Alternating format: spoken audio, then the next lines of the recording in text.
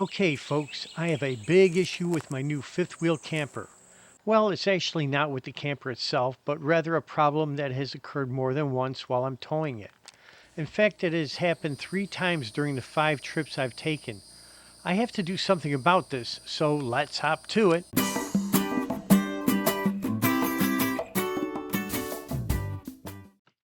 Let me start at the beginning. I bought this nice 2022 Durango 230 RKD from a dealership that was only about 30 minutes from my house. Now, over the years, we have owned all sorts of campers and drivable RVs, but I've never owned a fifth wheeler. As far as the camper goes, I have no problems with any of the systems. I understand how everything functions, and I'm quite capable of setting up and using it. The only thing that I really was not very experienced with was how to hook up and tow the camper. After all, bumper hitches and fifth wheel hitches are quite a bit different. The people at the dealership did a great job of explaining how to hook up the camper to my truck. Before we finished with the lesson, I asked the tech where I should hook up the breakaway cable. He suggested that I attach it to the hitch like this. It seemed secure, and we drove our new rig home without any problems. A few weeks later, we took our Durango out for our first camping trip. We headed out down the highway and had a pleasant and uneventful drive. Well, almost. When I pulled off the interstate, I had to make a right turn onto the road. As I made the turn, the trailer brakes locked up.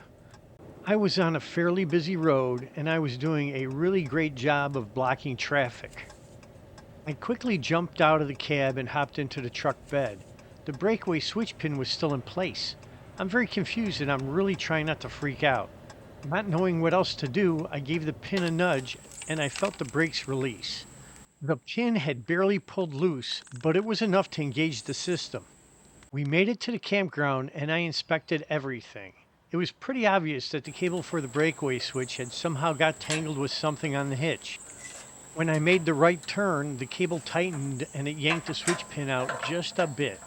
To help prevent this from happening again, I moved the cable over to this tie-down loop next to the bed's 7-pin connection. I hoped that it would keep the cable tangle-free from now on. So this week we took another trip. 3 days sitting in our Durango in the rain wasn't a lot of fun, but that's another story. When our reservations were over, we packed up and headed back home. As we turned from the campground onto the road, guess what? Yup, the brakes locked up. I ran back to find the cable had become stuck under the hitch mount like this. It took a few pretty good tugs to get the cable free, but I managed. I put the pin back in place and we headed home. We live at the end of a cul-de-sac, and getting my truck and camper swung around to back into my storage spot is a tight maneuver, especially since the neighbors always have a vehicle or two parked on the street. Because of this, I bought a B&M slider hitch to make sure I would not have any issues with the nose of the camper contacting the cab of the truck during tight turns like this. To park, I get out of the truck and reach over and disengage the slider mechanism. I pull the truck forward and the hitch slides back. Now I can make a really tight turn. Well, except this time. As soon as I turned the truck to the right, it did it again. The brakes locked up. Frustrated, I reset the switch pin and just disconnected the cable so I could back it up without worrying about it. So that's my issue. I can tell you that having your rig's brakes lock up is a great way to get your heart pounding, and it's a good way to test your seatbelts. I went on a bunch of forums to see if this was a common problem, and you know what?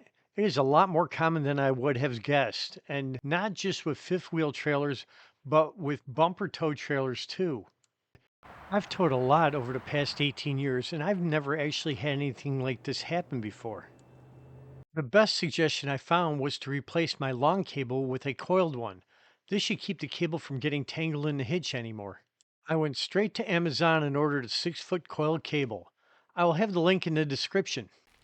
The next day the cable arrived. It's smaller than I thought it would be, but it seems pretty sturdy. To mount it on the switch pin, I chose to just cut off the end loop from the existing cable. That way it would be more flexible than hooking the carabiner directly to the pin.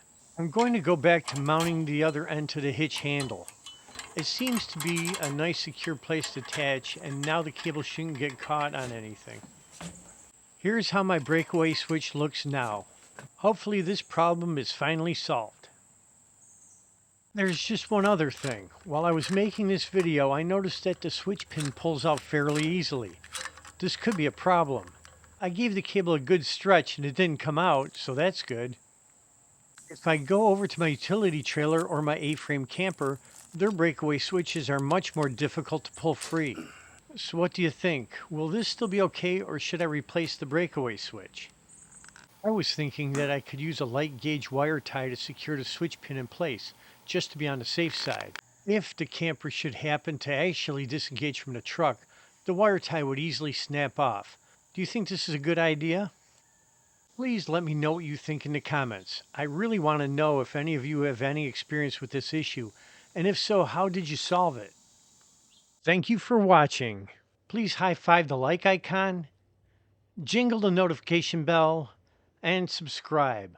I'm just a small channel, so I truly appreciate every one of you that watch my videos and comment, like, and follow and subscribe.